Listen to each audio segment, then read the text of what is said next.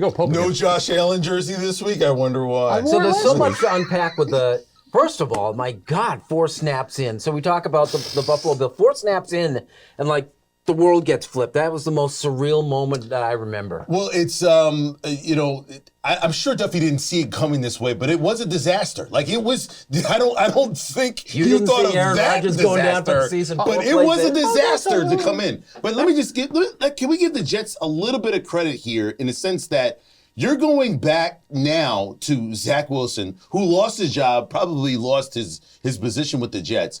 Now we're going to see what him and Rodgers talked about for about 3 months because this kid is going to be the quarterback the rest of the way. What are you talking You're about? not going to see Rodgers for a year and a You're half. not going to see Rodgers ever again. You think he's retiring? We'll get to that later. Well, I mean, let's put it this way. Then they find a way to continue to survive, i.e. with Josh Allen helping out the Jets in the game. And then they celebrate like they won the Super Bowl, for crying out loud, in overtime on a return. Give the Jets credit. They can ride this for a couple of months and then fall off. Yes, they can. Well, let's not make it all about the Jets. There's a lot to unpack on the other side too.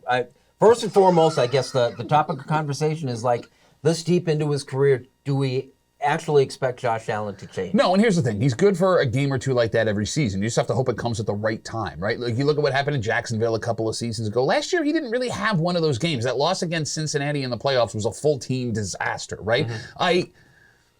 The Meadowlands is a house of horrors for Josh. Even when the Bills are winning in New York, they're close games. And don't get me wrong, man. I knew that defense was good in New York. We knew the defense was good in New York. I just don't understand in the position that you were in with the Jets unable to drive the ball down the field the entire game, why they were so reckless. And look, it's on Josh, man. I look at that. It's also on Ken Dorsey, the offensive coordinator. Why do you continue to put your quarterback in that position when you know that a 10-point lead coming out of halftime is essentially the Great Wall of China? I give him credit. He's going at Josh Allen. And Josh even took it as a professional even after the game. He knows full well what he did wrong. The question is, can you get this out of him? We talked about this off air.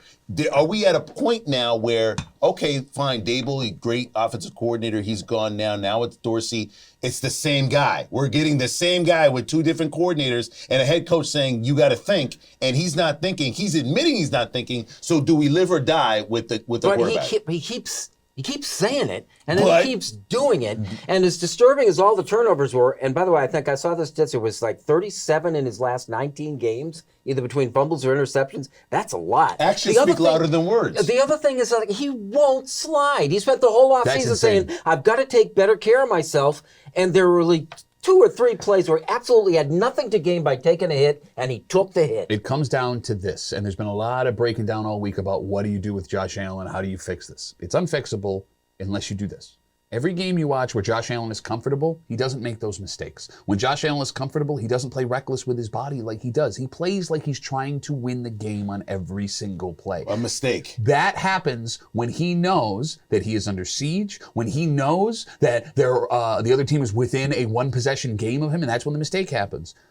If you can give Josh the ability to breathe, all of this is fine. If you can scheme things where Josh has the ability to take his time and go through his progressions like Dable did with the last year they were together, everything is fine.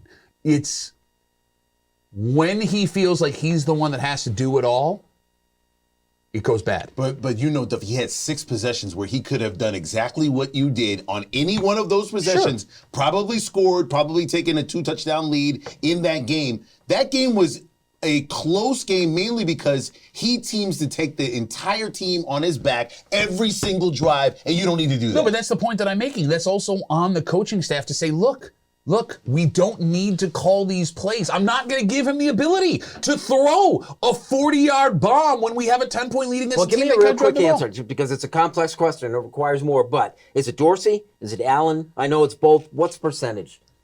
Well, look, I mean, who's got to take the heat? It's 70% Allen because he's the one making the decisions. He would tell you that himself. But I do think it's a significant part of Ken Dorsey. Give him the ability to not shoot himself in the foot.